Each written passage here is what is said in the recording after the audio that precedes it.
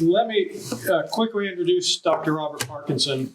He's professor of history at Binghamton University, but more than that, he's one of my favorite early American historians, someone who is not just a thorough researcher, but a thorough storyteller. And it's rare when you get that combination as a scholar, someone who writes very well and tells the story very well. And if you haven't read 13 Clocks, my goodness, read 13 Clocks this weekend. If anything you've heard here has inspired you into more history of the Declaration of Independence, check out 13 Clocks, How Race United the Colonies and Made the Declaration of Independence. And his latest book, I love it. Heart of American Darkness is great. I still like 13 Clocks better. Aw. I still like 13 Clocks better. All right. It's one of my favorite books. All right. Well, I'll take that. But my newest baby is my favorite baby. Of course. Heart of American Darkness, bewilderment and horror on the early American frontier. Again, if you are, as teachers, as educators, we reach for stories that grip our students, and there are so many stories in Heart of American Darkness that students just love, and I enjoy teaching as well. An award-winning historian, Dr. Parkinson is here today to talk to us about naval impressment in the American Revolution.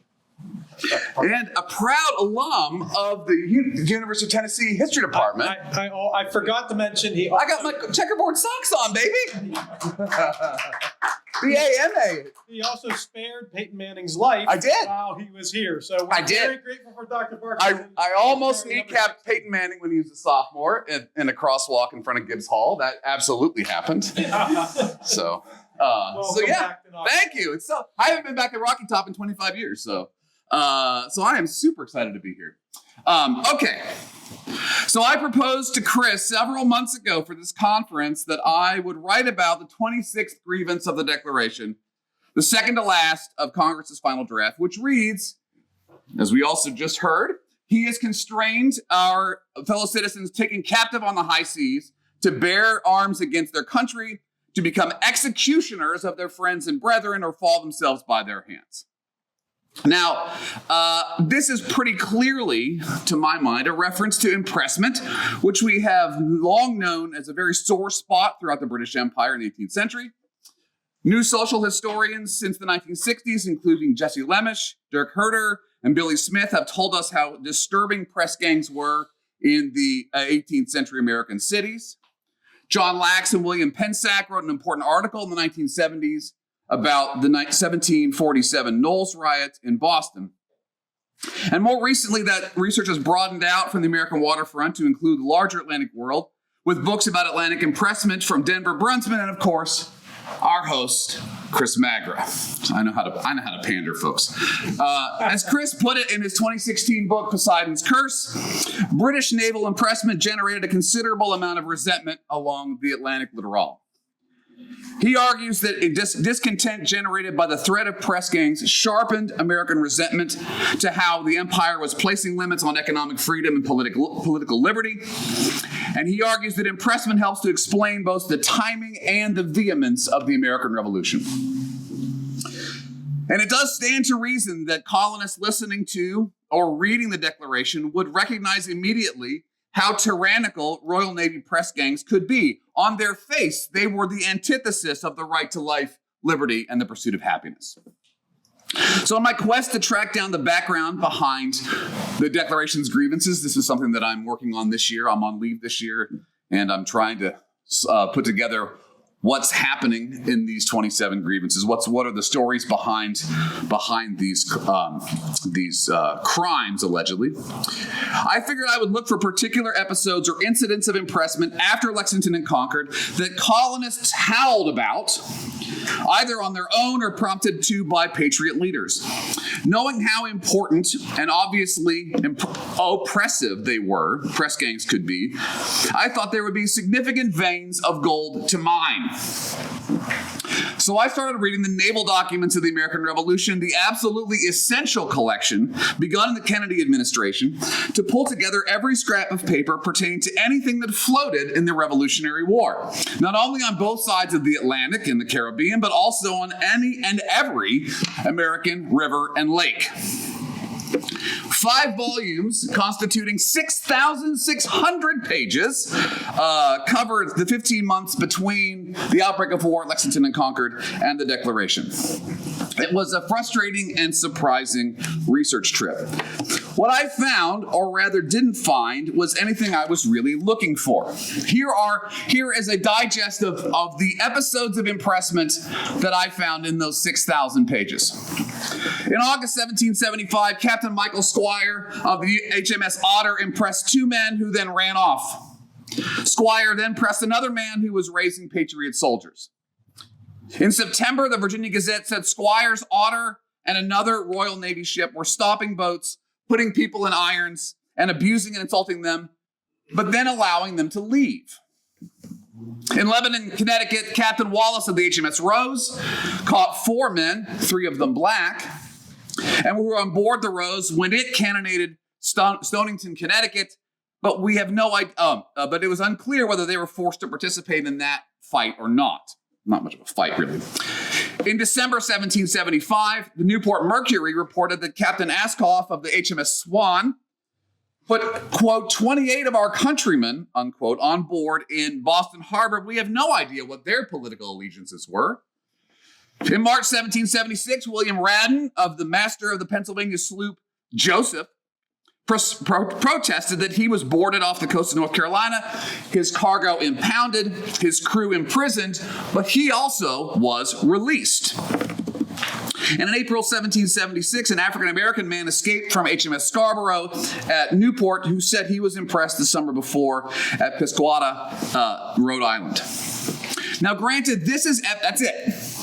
That is just about everything that I found. Now, granted, this is evidence from people who then escaped, and it's entirely possible that there were more men who were impressed who were never able to tell their story. But in November 1775, Vice Admiral Samuel Graves, commander of the entire British fleet in North America, said, quote, we have hitherto avoided as much as possible entering American seamen on board the King's ships, knowing from experience that they will seize every opportunity of making their escape or assisting their countrymen in rebellion. Now, Graves did reverse course in February 1776, 3 months later. Contrary to my inclination, he said, but whether that translated into a vigorous impressment effort is not clear. The loudest complaint in the naval documents comes from Francis Legge, the governor of Nova Scotia, who said that roving press gangs in Halifax were threatening to push his colony toward rebellion. Another reason why we got to censor the Declaration there.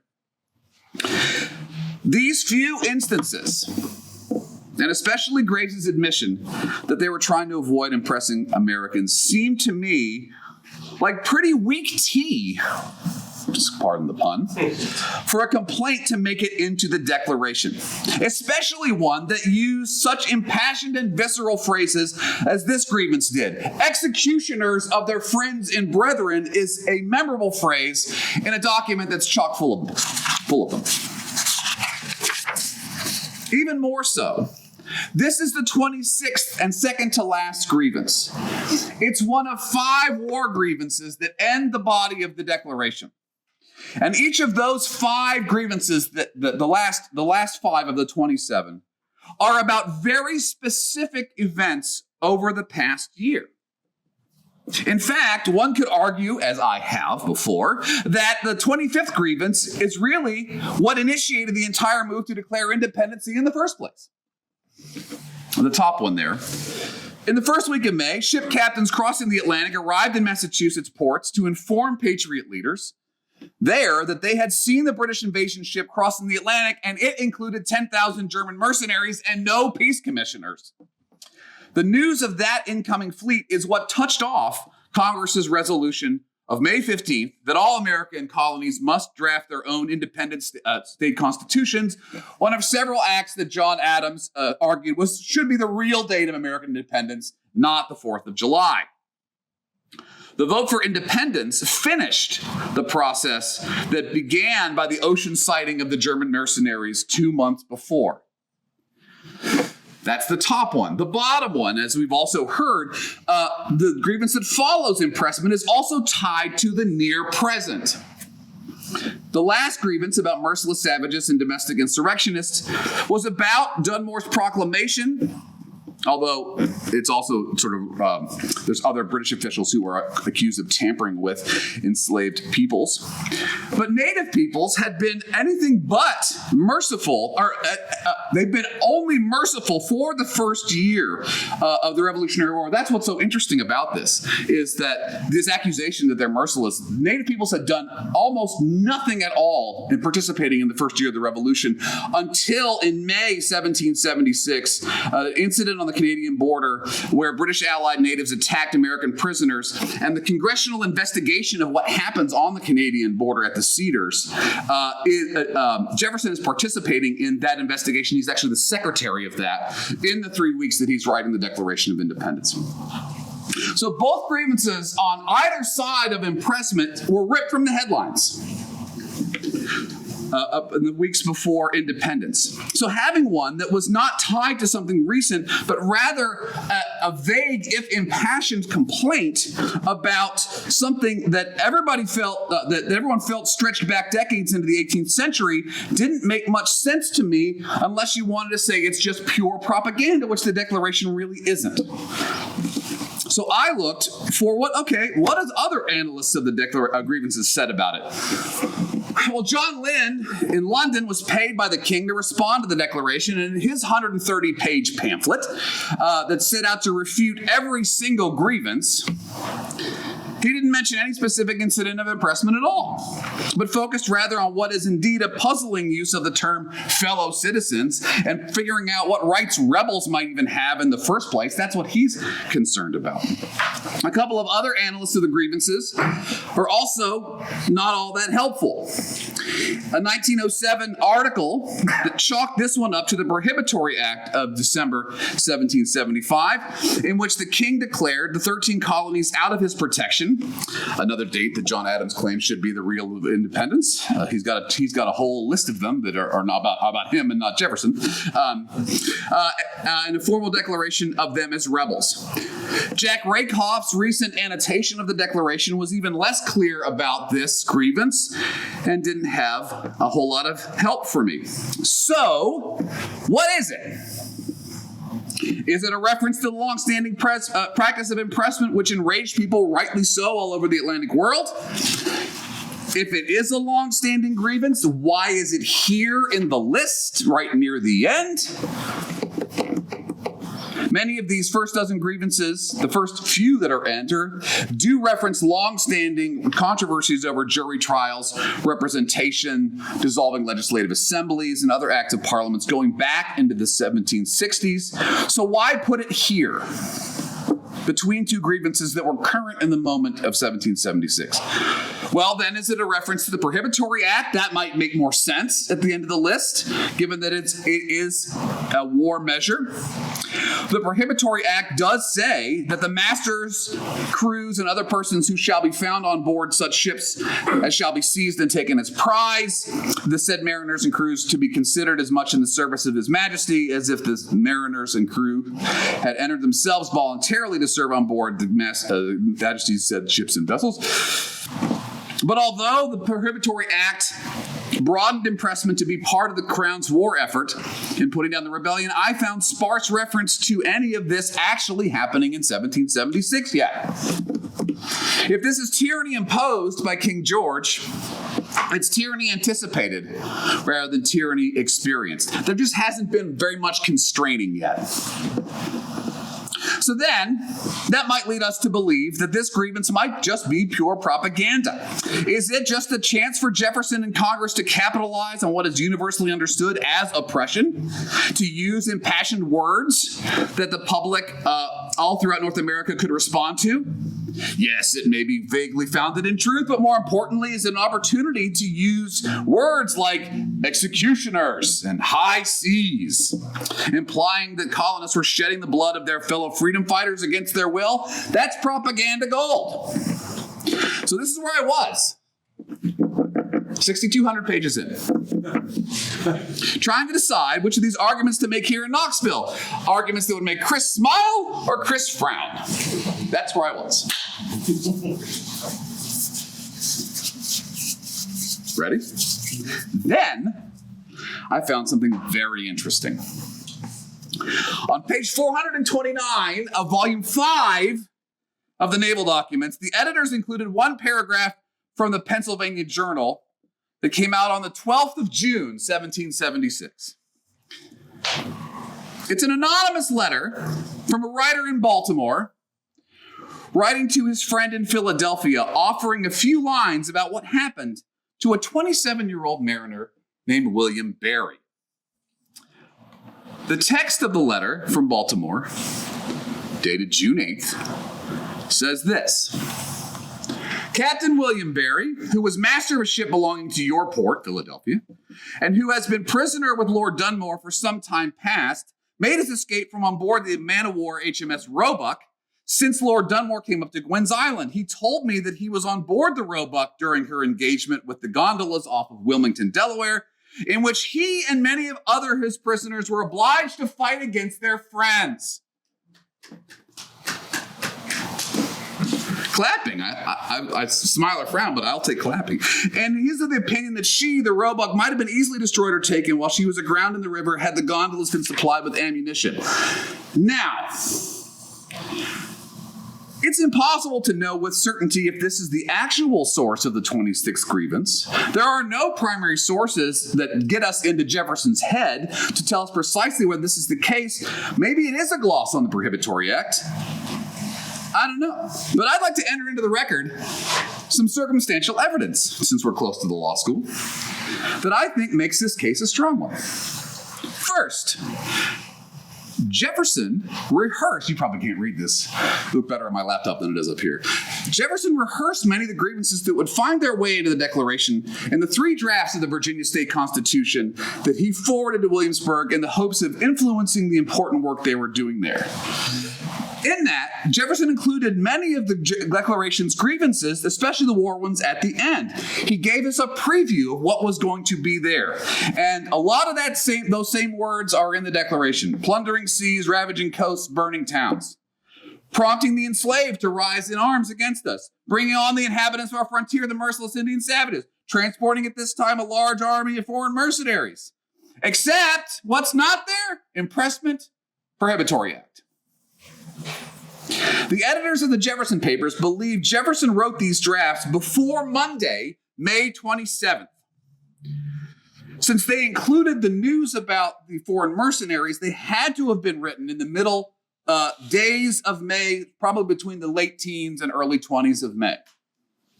Jefferson at this point does not feel the need to remind Virginians that the king had forced Americans to execute their friends and brethren. 2 weeks later, here's a calendar for you. 2 weeks later, so Jefferson writes them by here. 2 weeks later, he gets the assignment to write the Declaration. Congress orders the Declaration to be drafted on Monday, June 10, and the Committee of 5 to draft it. The authorship that evening, as is well known in myth and song, goes to Jefferson. 2 days later, the Barry story appears in the Pennsylvania Journal. The Pennsylvania Journal is one of the 2 most radical patriot newspapers in town. The Bradfords, father and son, who published the journal, are frequent recipients of news from Congress. They have a long-standing relationship with Congress and its delegates. Now, I don't know if Jefferson read this particular issue of the Journal. It was a busy week. On Saturday, June 15th, he was named secretary of the committee to investigate what happened to the Canadian invasion, a job that probably reinforced his thinking that, quote, merciless Indian savages, unquote, had to go into the Declaration. And maybe somebody drew his attention to the letter from Baltimore or was perhaps talking about it in a spare moment during the sessions of Congress that week. I can't say for sure. It is in Jefferson's rough draft. He wrote those words. It wasn't added by the Committee of Five or by Congress in their editing sessions. And the fact that those words were current in the air at precisely that particular moment is compelling to me that what happened to William Barry, and more specifically how his experience was described in print in the Pennsylvania Journal, found a direct path into the Declaration. So, what happened to William Barry? A week after the initial story, another Philadelphia newspaper, the Pennsylvania Evening Post, published a long deposition that Barry gave to Patriot leaders in Newcastle, Delaware, that documented the full details of what had happened to him. In that, the phrases are far tamer, but in this too, also appeared in Philadelphia during the 3 weeks that Jefferson was writing the Declaration. So this is what happened to William Barry. First of all, he's not a captain. As far as I can tell, he's not related to the famous Revolutionary War naval captain Commodore John Barry, spelled the same, who the U.S. Navy claims as one of its two fathers, along with John Paul Jones. In this deposition, Barry testified that he was a mate on board a Philadelphia ship Grace, headed for Virginia in March 1776. They came upon a ship that looked like it was in distress, but it turned out to be HMS Lord Howe, a sloop attached to the larger man of war HMS Roebuck of 44 guns, commanded by Captain Andrew Snape Haymond. Barry's crew were captured and put in irons on the Roebuck and then forced into labor. The Roebuck and his attendant ships were stationed near the mouth of the Delaware River to stop any shipping headed for Philadelphia. Now, Congress and Philadelphia had taken steps to protect the city by placing obstructions in the river and building a squadron of cheap row galley gondolas that had one big cannon on it, and they also had a floating battery that had 10 on it. Now, if you compare this boat to those boats, you see a little bit of a asymmetrical warfare going on here, right? That's what's going on. But still, early in May, with William Barry on board, Haymond sailed the Roebuck and other ships north to engage with and hopefully destroy these 13 of the fleet of gondolas here. And in the fight, the Roebuck ran aground and another frigate was captured, forcing Haymond to leave the area in these kind of treacherous waters of these islands at the mouth of the Delaware River. From there, he was supposed to go to support the British attempt in June to force their way into Charleston Harbor in South Carolina, but he heard that Lord Dunmore was in a bad way in the Chesapeake and went there instead to support him. Dunmore had holed up on Gwynn's Island, which is near the mouth of the Rappahannock River, and set up a camp, but more especially a hospital, as smallpox raged throughout the near 1,000 enslaved peoples that had come to his lines after he had issued his Emancipation Proclamation several months before. Gwynn's Island was the last refuge for Dunmore and for hundreds of formerly enslaved peoples who were trying to run as far away from the Declaration of Independence as they possibly could. From Gwynn's, which is, again, you can very easily swim from Gwynn's to the mainland of Virginia. Barry made his escape, stealing a canoe that an enslaved person had himself stolen to get to Dunmore and freedom. By June 8th, he was in Baltimore, where he told his story about how he was forced to fight against the row galleys against his will. He said it to somebody in Philadelphia, where it ended up in a newspaper that very well caught the eye of somebody in Congress, perhaps Thomas Jefferson himself. Jefferson, we know, was very, very interested in what was going on Gwynn's Island. In June, this is his handwritten sketch of Gwynn's Island and what was going on there. And he kept this in his papers. This sketch is in the papers of Thomas Jefferson today. So I think William Barry is in the Declaration of Independence. To conclude, right, because we're almost to lunch, so I'll shut up. So what? The research journey I went on, to me, is another reminder of the contingency of the Revolution, especially in 1775 and 76. I've argued elsewhere that the power of stories, especially small stories exchanged in newspapers, were the lifeblood of the Revolutionary Mobilization Campaign. And if I'm right, this spare paragraph, this anonymous letter in the Pennsylvania Journal, was the inspiration for the 26th grievance. If that is the case, it is yet more evidence that there are more stories about unknown everyday people to uncover, even in the Declaration of Independence. It's a reminder that we need to understand the weather and the climate.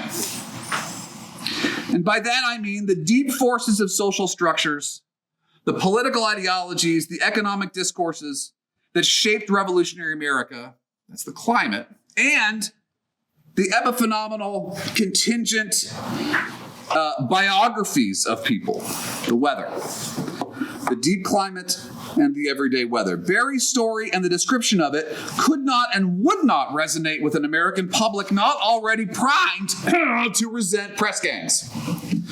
That a candid world would recognize and identify with the Declaration's grievances was essential to that document's success. If Jefferson was indeed inspired by Barry's story to embark on a new grievance to add something new to the list that he didn't make 2 weeks before, it was because he knew that those impassioned phrases would land.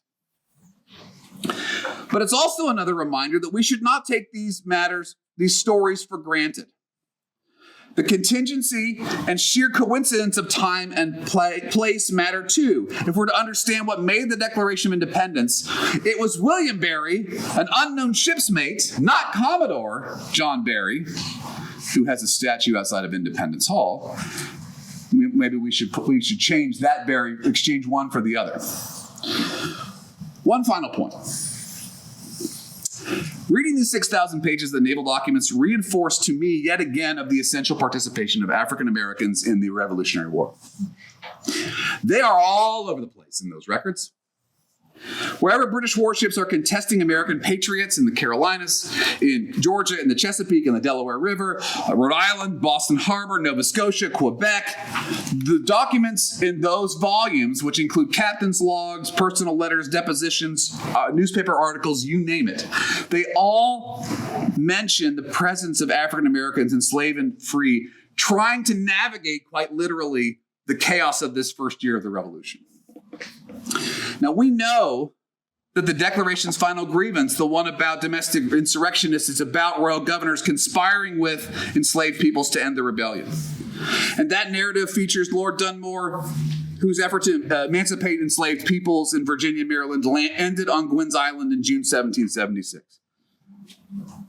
That William Barry was also on Gwynn's Island before making his escape to become the prime mover behind the 26th grievance of the Declaration was a surprise to me.